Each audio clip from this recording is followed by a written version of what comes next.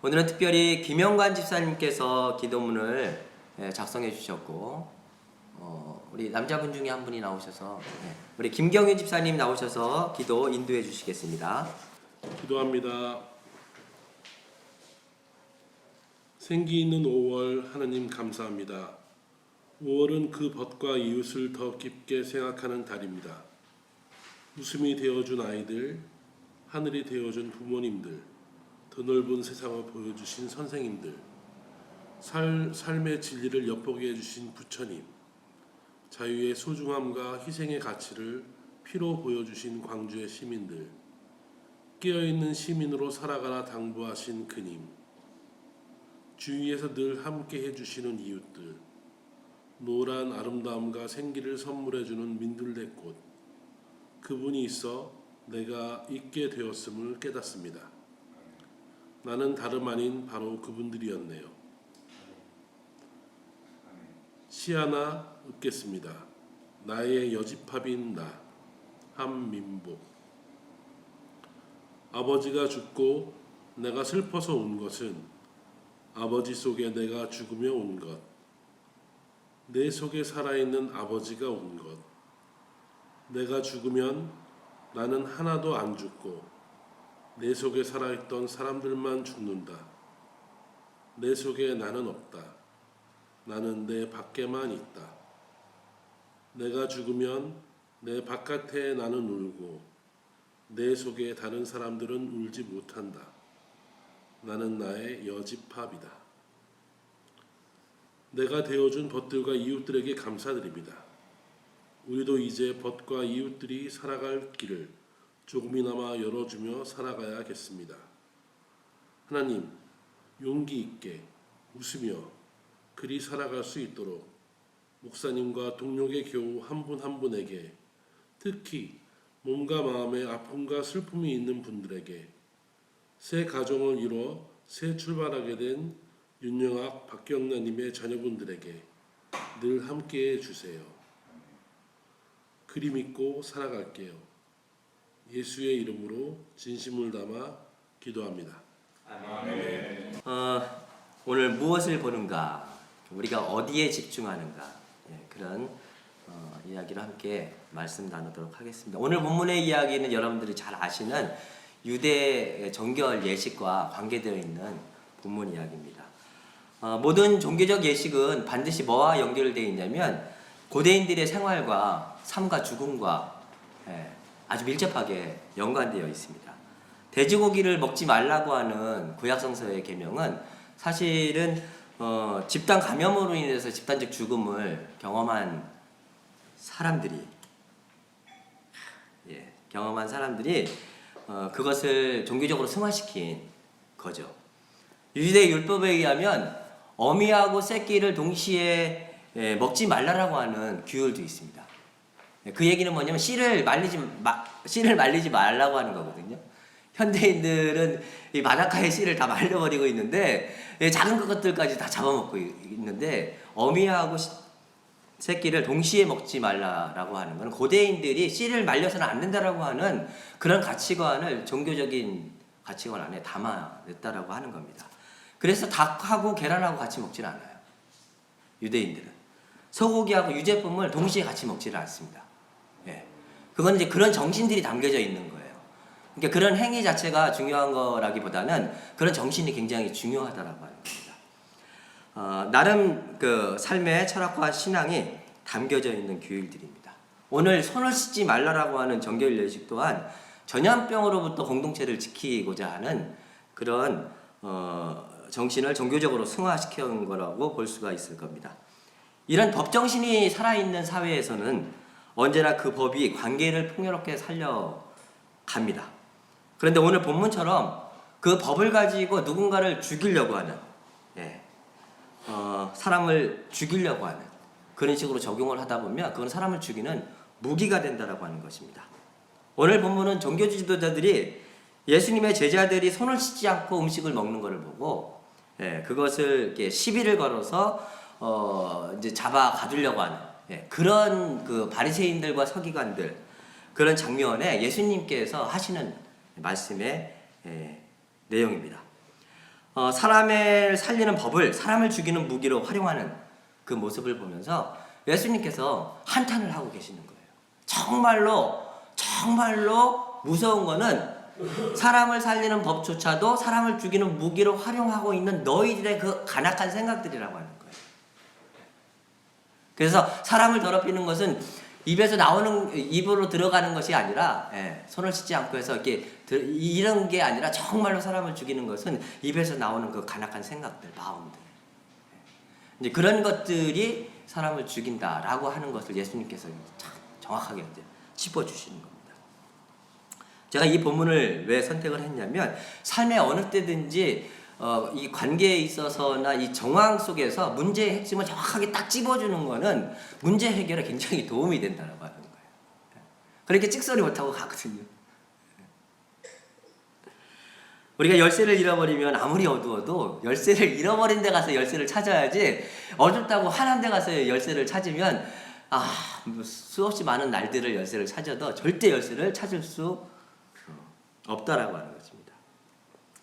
우리가 자비와 공감을 향한 대화의 여정에서 가장 중요하게 생각하는 것 중에 하나가 뭐냐면 연결입니다. 사람 관계는 연결이 끊어지면은 거기서 끝인 거죠.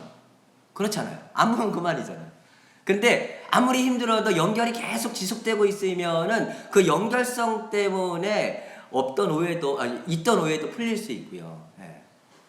어려웠던 관계들도 대화하고 소통하는 과정 속에서 해결될 수 있는 실마리들을 계속해서 찾아나갈 수 있고, 그래서 연결성들이 관계에서는 굉장히 중요하다라고 하는 거예요. 그래서 가족은 연결이 끊어질 수가, 웬만해서는 이혼하지 않는 이상 끊어질 수가 없기 때문에, 가족 간에는 그래도 이게 그런 어려움이 닥쳐도 또 계속해서 풀려나가고 해결해 나가거든요. 근데 이제 그런 관계들이 이제 끊어지게 되면은 결국은 거기서 끝이라고 하는 겁니다. 상호 간의 연결을 위해서 무엇보다 중요한 거는 서로가 서로를 향해서 대하는 태도의 존중성, 신뢰, 믿음 이런 것들이 굉장히 중요하겠죠. 근데 이제 그런 것들을 깨트리는 요소들이 알게 모르게 우리 삶 속에 내재되어 있다는 거예요. 그 중에 하나가 우리가 이렇게 사람 사이에서 갈등이 막 초래될 때 그걸 있는 그대로 보고 모르면 여쭤보고 이런 식으로 해서 서로를 알려고 해야 되는데, 그러기보다는 먼저 내가 자기식으로 본 거를 함부로 판단하고 규정하고 그런 식으로 이렇게 상대에게 책임을 전가하는 식으로 말을 하는 그런 삶의 습관들이 이제 관계에 굉장히 갈등을 일으킨다라고 하는 게 이제 첫 번째. 그래서 관찰의 중요성에 대한 얘기를 했었고요. 그리고 두 번째는 이제 살아가면서 우리가 느끼는 이 느낌, 살아가면서 느낌이 이렇게 올라오는데 이 느낌이 얼마나 중요한가. 왜냐면 느낌은, 생각은 단순히 머릿속의 생각이지만 느낌은 가슴으로만 느끼는 게 아니라 심지어는 심장으로도 느끼고요. 더 나아가서는 우리 피부 감각, 모든 감각을 통해서도 느낌이 좋으면 막 그 느낌이 막 좋은 게 온몸을 통해서 나타나기도 하지만 막 오싹하고 두렵고 막 떨리면 그게 피부에서도 다 나타나거든요.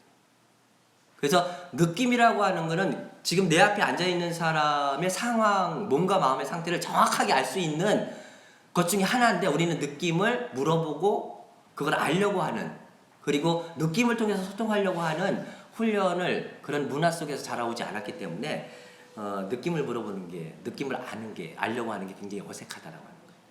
그거는 상대도 그렇지만 나도 그런 거예요. 자기 자신의 느낌을 들여다보는 훈련이 잘 안 돼 있다는 거예요. 오늘은 이제 욕구인데, 욕구도 마찬가지인 것 같아요. 욕구도 느낌과 마찬가지로 욕구를 드러내고 표현하는 게 뭔가 우리 사회에서는 개인의 욕구가 뭔가 이렇게 욕망과 결부되어 있다라고 여겨져서 그런 거를 이렇게 밖으로 드러내는 거는 뭔가 옳지 않은 거로, 좋지 않은 거로, 성숙하지 않은 사람으로. 그래서 욕구를 들여다보고 욕구를 밖으로 드러내는 훈련이 거의 안 돼 있습니다. 넌 뭘 원하니? 넌 뭘 좋아하니? 뭐 때문에 그런 행동을 하는 거야? 이런 식으로 잘 물어보질 않아요. 그러니까 그냥 우리 사회에서 요구하는 어떤 규범이 있는데 거기에 맞춰서 이렇게 살아야 돼, 이렇게 행동해야 돼 라고만 강요를 하지, 실질적으로 그 강요를 할 때 그 사람의 느낌이 어떤지, 그래서 뭘 원하고 있는지 이런 것들을 우리 안에서 이렇게 활성화시키고 드러내는데 전혀 익숙하지 않다라고 하는 거예요. 이 권위주의 사회에서 뭐뭐 해야 돼. 마땅히 뭐뭐 해야 되는 인간으로서 교육받은 우리들은 자기의 욕구를 들여다보는 훈련이 잘 안 돼 있다고 하는 겁니다. 더욱더 이 욕구에도 계급이 있더라고요. 계급이 있어서 개인적인 욕구는 사회적인 욕구에 비해서 별로 중요하지 않아요. 자식의 욕구는 부모의 욕구에 비해서 별로 중요하지 않아요. 그리고 개인의 욕구는 가정의 욕구에 비해서, 집단의 욕구에 비해서, 공동체의 욕구에 비해서 별로 소중하지 않은 거예요. 이런 식으로. 그러다 보니까 개인이 느끼는, 그리고 개인, 공동체 그 안에서 다양하게 느끼는 그런 그 다양한 욕구들을 다양하게 활성화시키면서 그것을 가지고 우리 삶을 이렇게 풍요롭게 해 나가는 그런 거에 우리는 익숙하지 않다라고 하는 겁니다. 심리학자에게 머실러 딱 보면은 이 욕구의 5단계를 설명을 여러분들 잘 아실 거예요. 제일 밑바닥에는 이게 욕구의 계급을 얘기하는 게 아니에요. 뭐가 더 중요하다, 중요하지 않다 그걸 얘기하는 게 아니라 우린 이 모든 그 생명이죠. 생명, 인간을 포함해서 모든 생명에는 저 밑바닥에 생리적인 욕구가 있죠. 배고프면 먹고 싶고, 사랑하는 사람을 보면 섹스하고 싶고, 뭐 이런 아주 생리적인, 피곤하면 쉬고 싶고, 이런 생리적인 욕구들이 있고 그것이 조금 채워지면은 그 다음에는 이제 안전에 대한 욕구들인 거죠. 뭔가 위협으로부터 불안으로부터 벗어나고 싶은 그런 안전에 대한 욕구가 있는 거고 그런 것들이 채워지고 나면 이제 공동체 안에서 이렇게 소속해서 그 안에서 소통하고 연결하고 인정받고 막 이러고 싶은 그런 공동체적인 사회적인 욕구들 그런 것들이 있고 그런 것들이 또 채워지고 나면은 그 집단 안에서 이제 존경도 받고 싶고 이런 존중하고 자존감을 회복하고 또 존경도 받고 하는 그런 존경에 대한 욕구들. 그리고 이제 더 올라가다 보면 이제 자아 실현에 대한 욕구들. 자기가 뭔가 삶에서 성취하고 이루고 싶고 막 이런 자아 성취에 대한 욕구들. 근데 이제 2단계 지금 5단계까지만 얘기했지만 여기에서 이제 넘어가면 메타 욕구라고요. 메타 욕구라고 자기 실현을 넘었으면은 그 다음에는 자기 초월에 대한 욕구들이 있대. 자기를 넘어서서 이 사회에서 정의롭고 평화롭고 그런 사회를 일궈가고 싶은 타인과 세계에 대해서 뭔가 기여하고 싶은 메타 욕구가 인간 안에 있다라고 하는. 모든 인간 안에는 이런 보편적인 그래서 이거는 개인적인 게 아니라 이런 모든 욕구들은 공통적으로 보편적인 욕구라고 모든 사람 안에 있는 보편적인 욕구라고 하는 겁니다.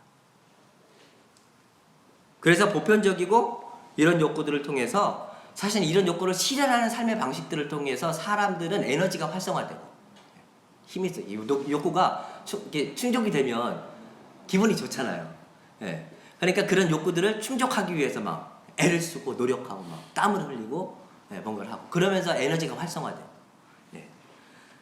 그리고 모든 사람들의 삶의 그 행위는 그래서 뭐라고 얘기를 하냐면 이런 욕구들을 충족하기 위한 그 행동이다라고까지 얘기를 합니다. 그래서 모든 행동과 모든 행위의 기저에는 뭔가에 반드시 욕구가 있다라고 하는 거예요. 맞는 것 같아요. 그래서 우리가 갈등 상황에서 그 사람의 행동이나 말이 아니라 그 사람이 그렇게 행동하고 말하는 그 이면에 그 사람의 욕구를 집중하고 그걸 들여다볼 수만 있다면 그걸 인식할 수만 있다면 관계가 훨씬 더 부드러워질 수 있더라고요. 제가 비폭력대화 공부를 하면서 가장 많이 도전을 받고 또 도움을 받은 부분이 이 부분입니다. 우리는 살아가면서 끊임없이 갈등 상황이 생겨나요.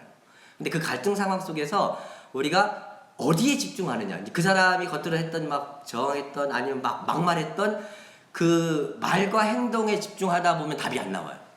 싸가지도 없고 막 내 감정만 막 오르게 한 것 같고 막 이러니까 답이 안 나오고 막 그리고 그거에 대해서 책임을 자꾸 전가하는 식으로 가다 보면 갈등 상황은 계속 증폭이 되고 관계는 멀어지고 그러면 이제 연결이 끊어지고 거기서 끝인 거죠. 근데 그때에 우리의 시선을 마치 예수님께서 문제가 일어났었을 때에 그 문제의 핵심을 정확하게 짚으셨던 것처럼 갈등 상황에서 우리가 어디에 집중하냐에 따라서 연결성이 달라질 수 있다라고 하는 거예요. 어느 날 어떤 분이 두릅을 잔뜩 주셨어요.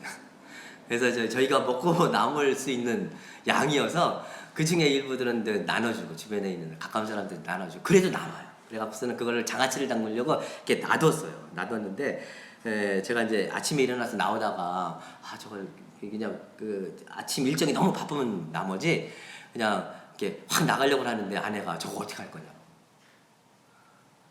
근데 그 말이 확 하는데 그 순간 아내는 그냥 단순히 물어본 거예요. 저거 어떻게 할 거냐고 물어본 건데 저는 제 마음이 너무 급하니까 왜냐면 그날 아침부터 그 비포역 대화 모임도 있었고 그날 일정이 하루 종일 꽉 차 있었어요. 그래서 저는 이제 그 나가야 되기 때문에 저걸 어떻게 하냐고 하는 순간에 갑자기 저한테 뭔가 일이 확 떠밀려 들어오는 것 같은 느낌이 확 드니까 제가 갑자기 어떻게 할긴 어떻게 하냐고 급하면 당신이 하지.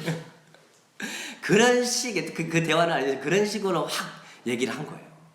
아내는 단순히 그냥 걱정이 돼서 저거 어떻게 할 거냐 물어본 것 뿐인데 제가 제 상황 때문에 확 나간 거예요. 근데 그러고 나니까 제가 기분이 좋아요, 안 좋아요? 네, 안 좋아요. 차를 탁 운전하면서 가는데 그때 이제 아내의 욕구를 생각을 해본 거예요. 아내가 왜 이제 저런 말을 했었을까? 가만히 생각을 해보면 사실 그렇잖아요. 그 그룹이 그 저희 유학 생활 같이 하셨던 그 사모님이 농사 지어갖고 갖다 주신 거거든요. 근데 이제 하루 지났잖아요. 이틀 지나고 나면 색도 변색되고 또 이게 야채니까 싱싱한 걸 못 먹고 그렇게 되면 그 우리를 정말 아껴갖고 그 소중한 거를 대접해주고 싶은 마음으로 가져왔던 그 사람의 정성이 날아가는 거잖아요. 그러니까 아내는 그게 걱정이 되는 거죠. 소중하게 준 먹거리를 그냥 버려지는 거가 얼마나 걱정이.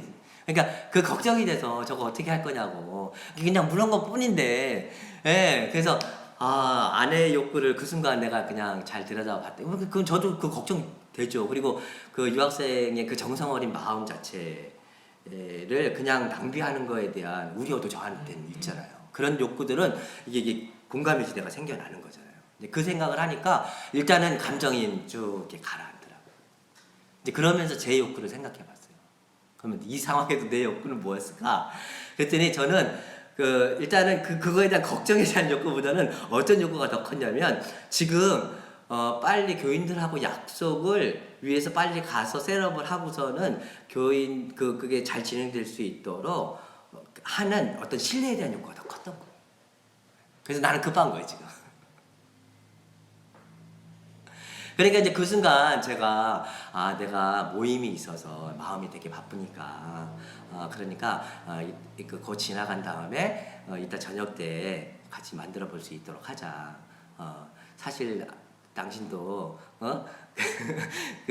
우리 사모님이 주셨던 이게 버려질까봐 걱정돼서 그랬던 거 아니냐. 그렇게 부드럽게 제가 만약에 그 욕구까지 읽어줬었다라고 하면 그날 아침에 상황은 굉장히 부드럽게 연결되면서 이렇게 진행이 됐었겠죠.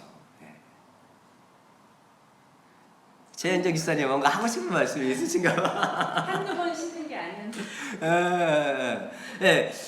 그러면서 이제 어쨌든 간에 상호간의 욕구들을 가만히 들여다보니까 이게 저도 저 스스로에게 너는 지금 이 상황 속에서 공동체에 대한 뭔가 신뢰를 중요하게 여겼구나 라고 생각을 해주면서 제가 이렇게 갑자기 확 화를 냈던 내 마음을 이렇게 스스로 이렇게 만져주고 위로해주는 공감해주는 그런 시간을 갖게 되더라고요. 그래서 마셜이요. 예? 그냥 지나갔죠. 그래서 요리를 하셨어요? 그래서 그날 저녁에 제가 요리했죠. 담가서 일부는 또 담근 거 일부는 누구 주고 또 일부는 지금도 먹고 있죠. 그래서 마셜은 사람이 어떤 말이나 행동을 거치게 할 때 자신의 욕구의 가장 비극적이고 극단적인 표현으로 나타난 것이라고. 그래서 내 욕구가 잘 충족되는지 안 되는지 무엇으로 알 수 있냐면요, 내 느낌을 보면 알 수 있는 거죠. 내가 느낌이 올라오는 걸 보면 내가 예를 들어서 욕구가 잘 충족되면 편안하고 기쁘고 즐겁고 행복하겠죠. 근데 만약에 욕구가 충족이 잘 안 되면 내가 올라오는 느낌이 이렇게 충족이 안 되면 불편하고 힘들고 뭔가 불안하고 이런. 그래서 느낌을 잘 들여다보면 느낌을 타고 들어가다 보면 나도 상대도 그렇지만 나도 내 안에서 뭔가 계속 원하는 뭔가 욕구가 있다라고 하는 거죠. 그때 그 느낌을 통해서 욕구를 찾고 그 욕구를 충족시킬 수 있는 것들을 찾아서 그거를 잘 활성화시켜 나갈 수 있는 방법들을 잘 찾아 나갈 수 있다면 우리의 삶은 훨씬 더 에너지풀하고 풍요로워질 수 있더라고요. 한 가지만 더 말씀을 드릴게요. 그런 욕구를 찾아 나가는, 충족시켜 나가는 방식들, 이제 거기에 제가 써놨지만 풍부한 상상력으로 열려 있어야 된다고 하는 거죠. 그 한 가지의 수단과 방법에 올인하다 보면 그것이 또 다른 갈등과 어려움을 처리한다고 하는 겁니다. 제가 예에서 설명해 드린 게 뭐냐면 아이는 화가가 되고 싶은데 부모는 아이가 의사가 되려고 하는 이 상황인 겁니다. 부모의 욕구는 뭐죠? 아이가 미래에 행복하게 안정적인 경제적으로 좀 뭔가 좀 안정적인 생활을 해서 행복하게 살기를 바라는 거죠. 부모는 의사가 되는 방법이 그런 안정적인 생활을 하는데 도움이 될 거라고 부모는 생각을 하는 거죠. 근데 안정적인 생활을 하는데 방법은 얼마나 많겠어요. 그죠? 근데 부모는 딱 의사가 되는 거 하나에 꽂혀 있는 거예요. 차라리 의사가 되라라고 얘기하기 전에 나는 너가 안정적인 미래에 안정적인 직업을 이렇게 삶을 가질 수 있는 직업을 선택할 수 있었으면 좋겠어. 너가 화가가 된다라고 하니까 뭔가 엄마 아빠는 굉장히 불안을 느껴. 그 정도까지만 얘기해주면, 그러니까 의사가 되라고 강요하는 게 아니라 그 정도까지만 얘기를 해줘도 아이는 다 알아듣겠죠. 그러면서 그래도 나는 화가 될 거야 하면서 방문을 이렇게 박차고서 나가지는 않겠죠. 아이도 마찬가지입니다. 아이의 욕구 안에는 어떤 게 가장 클까요? 아이가 나는 화가가 될 거야 이렇게 하는 것 속에는 아이는 어쩌면 자기가 하고 싶은 거를 부모로부터 지지받고 응원받고 이런 것들에 대한 욕구가 어쩌면 클 수 있을 거라고 생각을 해요.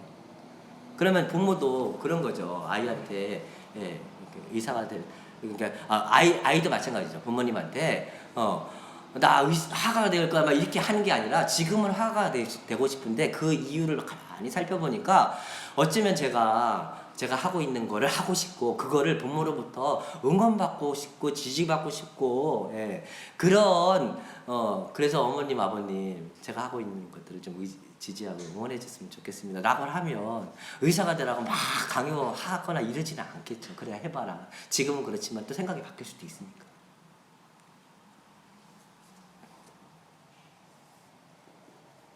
표면적으로 드러나는 욕구 그 이면으로 들어가다 보면 누구나 그러고 싶은 보편적인 욕구들을 만나는데 그런 그 보편적인 욕구들을 우리가 활성화시키고 드러내면서 함께 그 길을 지혜를 가지고서 그 욕구를 채워갈 수 있는 방법들을 같이 이렇게 좀 넓게 펼쳐지면서 이렇게 모색해가다 보면 훨씬 더 공감과 이해와 수용의 지대가 넓게 펼쳐질 수 있다. 예수님 종교주의자들의 위세와 휘두르는 칼날 앞에서 차분하게 문제의 정확한 지점을 바라보시면서 집중하시는 모습이 저는 오늘 본문의 이야기를 보면서 아주 놀랍게 느껴졌습니다. 세파에도 삶이 흔들리지 않고요. 그 상황을 정확하게 중심을 잡아가면서 그 일을 해결해 나갑니다. 마찬가지라고 생각합니다. 우리는 수없이 많은 갈등 상황을 만납니다. 그때 표면적으로 부정적인 에너지에 휘둘리면서 부정적으로 쏟아내는 많은 것들에 춤추는 것들이 아니라 그때마다 올라오는 느낌을 상대방에게 책임지우는 식으로 해서 갈등을 더 증폭시키는 것이 아니라 느낌을 타고 그 근원지에 집중하고 그 욕구들을 이해하고 지원하고 수용하고 그리고 아름다운 상상력으로 그 욕구들을 채워나갈 수 있다라고 하면 우리의 삶의 에너지는 훨씬 더 풍요로워질 수 있지 않을까. 그런 은총이 우리 가운데 함께 하시기를 진심으로 바랍니다. 오늘은 그래서 근데 중으로 들어오신 분들이 양현설 집사님 한 분이시네. 여기 들어오셨는데 장혜집 집사님 나오. 자 여기 자, 여기 예. 그래서 어떻게 이제 말씀 나눈 시간은 어떻게 할까요? 예? 지금 여러분들 함께 나눈 이야기를 토대로 해서 들어가시면 재밌게 이야기를 나눌 수 있는 시간이 이제 준비돼 있어요. 예, 우리가 그래도 딴에는 준비 모임까지 해서 이렇게 예, 준비를 했거든요. 그래서 줌으로 들어오실 수 있는 분들 지금 줌으로 들어오시고요.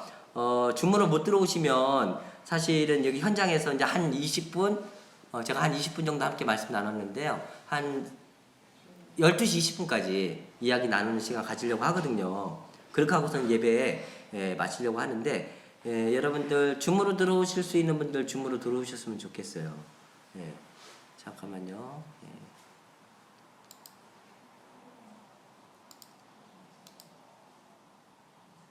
예, 우리 장혜석 집사님, 양혜석 집사님은 말씀 들으시고 나가셨구나.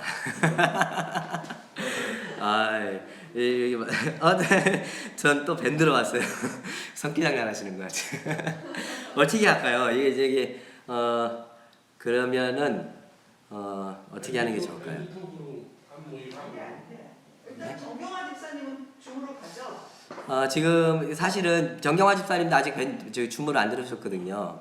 예, 그래서 저랑 아침에 통화했는데. 아 그래요? 네. 그러면은 저도 줌으로 갈까요? 그럼 어떻게 잠깐 제가 지금 사실은 그러면 줌으로 예배를 이렇게 여기서 마치고 현장에 있는 분들 하고 이렇게 하는 게 나을까요? 아니면은 줌으로 다 들어오시면 좋을 것 같은데 예, 지금 10분 여기 같이 참여하고 계시는데 줌으로 다 들어오시면 예, 그래도 우리가 예,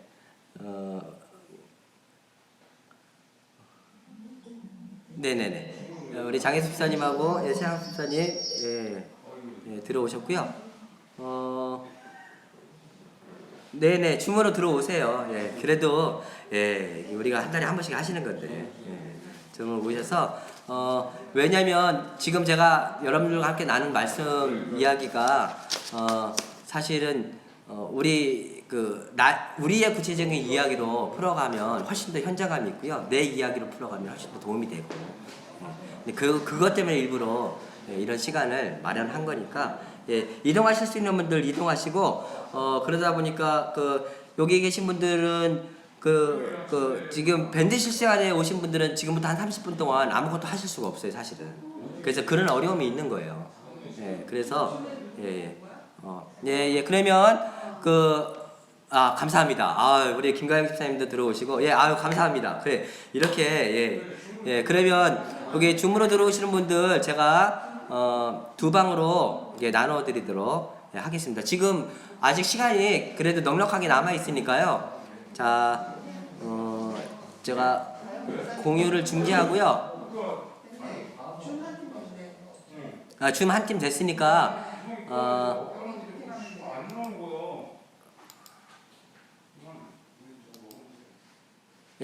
공유 해제했고요. 그러면 여기서 제가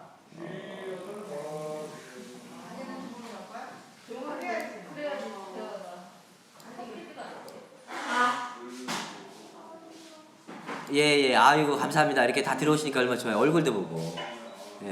감사합니다.